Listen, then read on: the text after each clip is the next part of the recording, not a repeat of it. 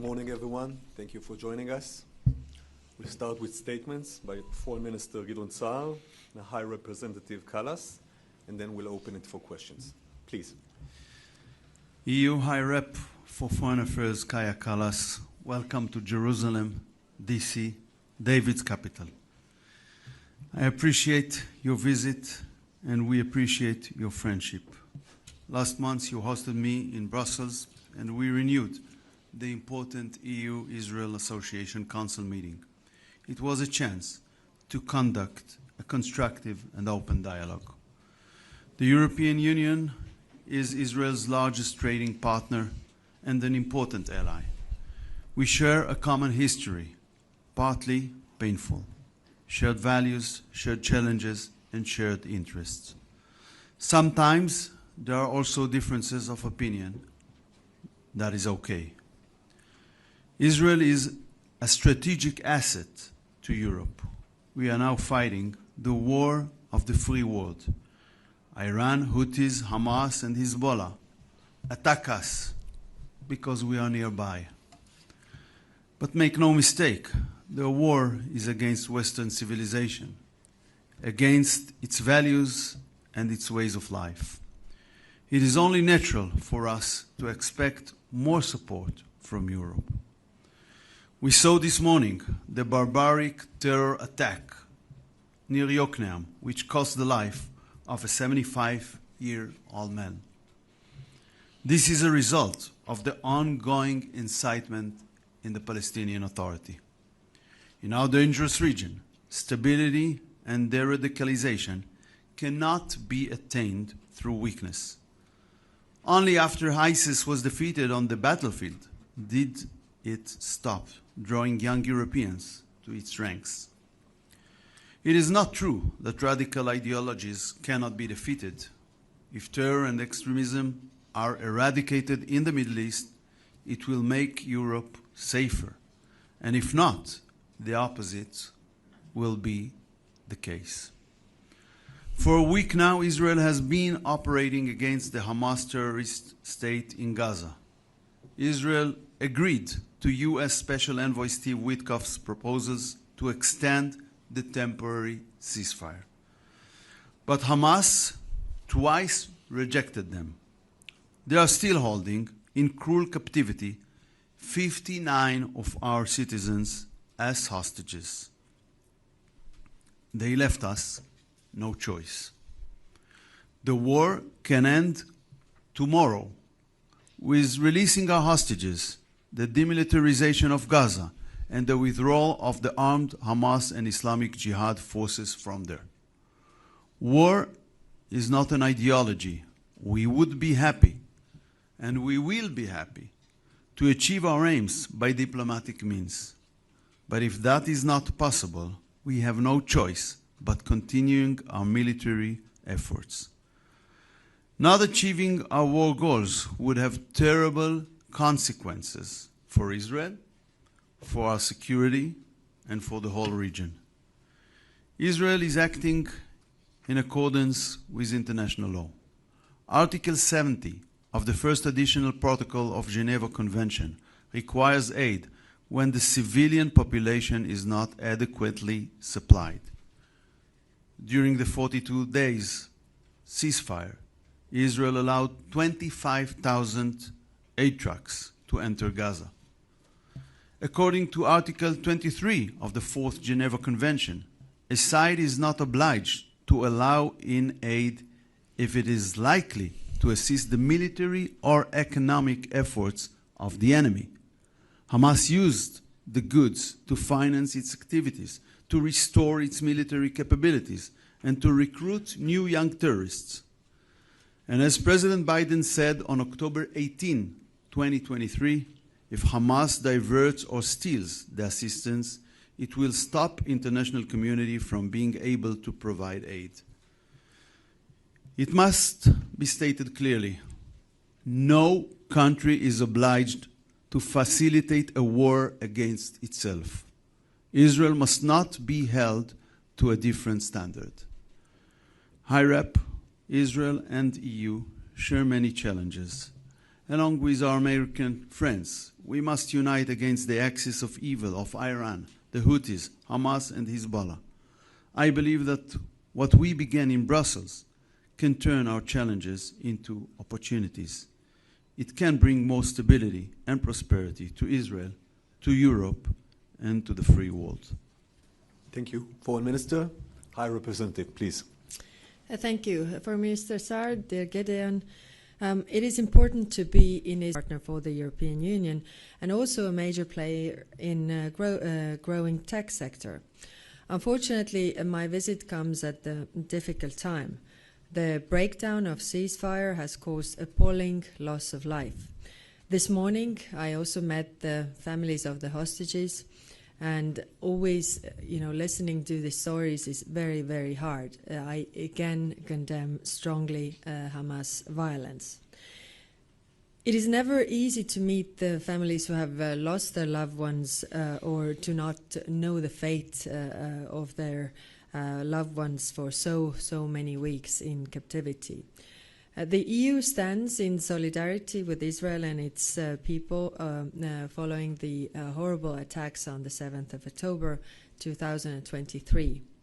And I reiterate now what I said this morning. Resuming negotiations is the only feasible way to end the suffering on all sides.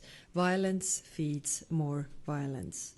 What we are witnessing now is a dangerous escalation. It is causing unbearable uncertainty for the hostages and their families, and it is likewise causing horror and death for the Palestinian people. Minister Saar, as I underlined when we met a month ago, the security of Israel is extremely important to the European Union. Israelis must be able to feel safe in their own homes. Israel has the right of self-defense against terror attacks, whether from Hamas, the Houthis, or Hezbollah. However, military actions must be proportionate, and Israeli strikes into Syria and Lebanon risk further escalation. The fundamental steps here are restating the ceasefire, ensuring the release of all hostages, and resuming the flow of humanitarian aid into Gaza with the goal of a permanent ceasefire.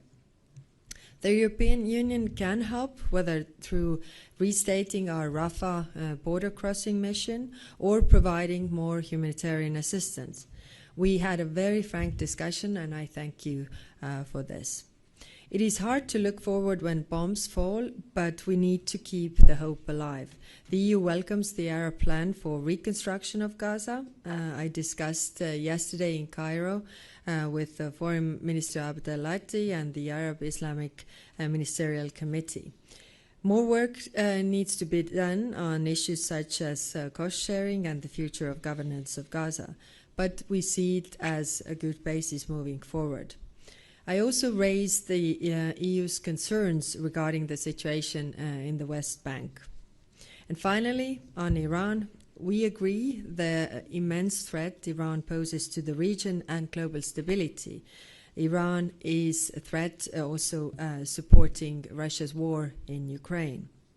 Iran must never be allowed to acquire or build a nuclear weapon, and EU supports all diplomatic efforts to that effect. Foreign Minister Saar, dear Gideon, thank you again for hosting me today. Thank you, High Representative. Questions, please. Reuters, please. The microphone will be handled. I'm James Mackenzie from Reuters. A question to the Minister and then one to the High Representative. Minister, given the scale of the Israeli operation in Gaza at the moment, do you see Israeli troops being withdrawn anytime soon, or will Israel feel itself obliged to maintain a troop presence in Gaza and to take over distribution of the aid itself? And to the Vice President, given everything else that's going on in Europe, in Ukraine and so on, do you see Europe having the capacity and frankly, the political interest in taking a leading role in helping to shape the future of Gaza after the war? If I understood the question, the answer is that we will have to make sure when we will renew facilitating that it will be done in a different way than it happened during the first 70 months of this war. I will not elaborate how, but in a way that will not empower Hamas, will not give him the opportunity to use it as a financial engine, and the financial engine is helping him in his military efforts, which is simply impossible from our point of view. Yes, so our neighbors' problems today are our problems tomorrow, and therefore what is happening in Gaza is what is happening in Israel is very important to us. And of course, we see no role for Hamas in the future governance of Gaza.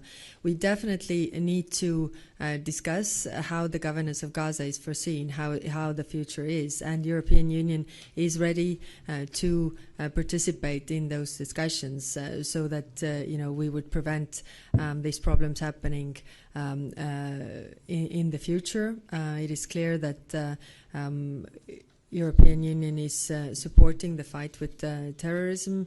Israel's security is very important to the European Union, but also the rights of Palestinians need to be respected. Thank you. Times of Israel, please. Laser Berman, Times of Israel. First question for the Foreign Minister. Are there discussions or any plans to impose a full military government in Gaza? Is that something that's coming up in conversations with the Americans this week? And for the High Representative, when you speak about what should happen in Gaza, you don't talk about Israeli victory, Hamas defeat. You say negotiations should start, violence causes more violence. Would those same principles apply to the war between Russia and Ukraine and Europe? Well, the simple answer to your question is it was not decided yet by our cabinet. Yes, the same principles apply. Russia has attacked brutally Ukraine, went to their, territorial integrity, sovereignty of another state, and if they stop killing people in Ukraine, the war will stop, because the war is not on Russia's soil. Thank you. Yes. Next question, please. Haaretz, please. Hi, Lisa Rozovsky from Haaretz. I have a question for the High Representative and for the Minister of Foreign Affairs. So my first question is to you. Israel and specifically Minister Saar have a very strong negative stance regarding the interim government in Syria and Mr. Ashara. They warned the West and the EU not to be charmed by the jihadists in suits and are interested in Russian bases staying in Syria. What do you think of this stance, and what is your position regarding Israel's occupation of the buffer zone and the call to demilitarize Syria south of Damascus? And Minister Saar, yesterday 2 officials from your ministry were not able to answer at the Knesset whether they were consulted regarding the conference with the far-right parties, which is taking place this week in Jerusalem. There is a very serious outrage among the Jewish communities in Europe regarding this conference, yet you are taking part in it. Do you consider to withdraw? No. Okay, I have a longer answer.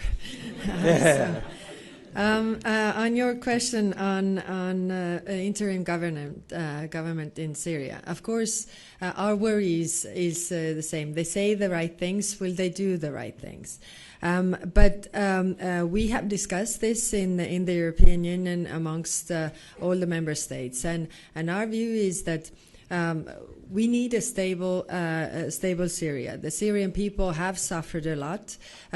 Syria is a very diverse country with different groups. So these need to be taken into the government to govern Gaza. Why we are moving ahead with lifting the sanctions is that in order to build Syria, I mean, the people need access to services. And if the people have access to services, the companies can, establish, have jobs, pay salaries. So the people also have hope.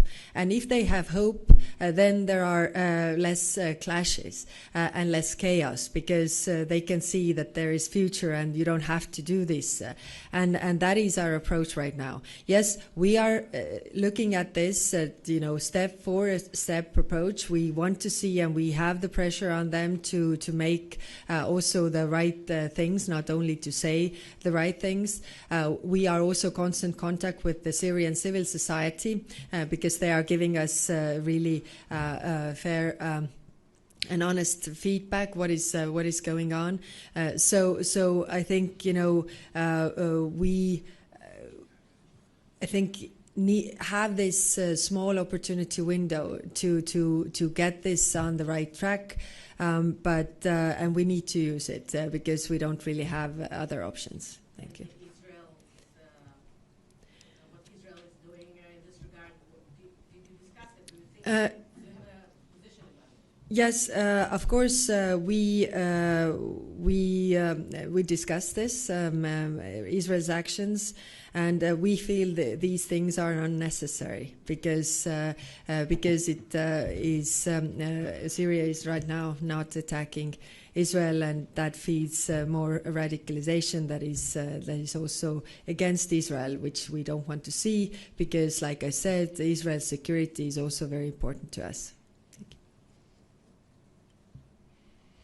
Yes, please, over there. Yes. Hi, Marissa Newman from Bloomberg. Question for the minister.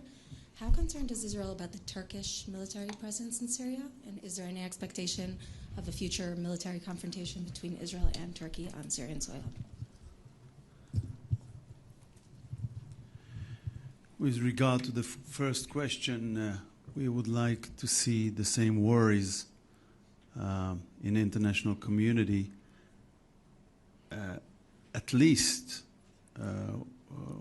with the same standards with regard to Turkish presence in Syria. With regard to the second question, we don't want confrontation with the Turks in Syria or anywhere else.